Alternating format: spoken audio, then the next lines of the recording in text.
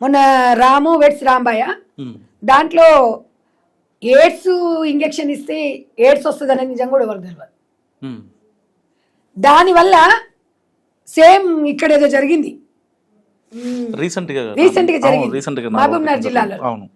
అంటే వాళ్ళ ఏదో గర్ల్ ఫ్రెండ్ బాయ్ ఫ్రెండ్ ఏదో సంథింగ్ ఏదో విన్నాను. అయితే ఆ బ్లడ్ తీసుకొచ్చేసి ఆమెకు ఆటోలో పెట్టి కుచ్చేసిండ్రు. అంటే ఆమెకు ఎయిడ్స్ వచ్చేస్తుంది అండి.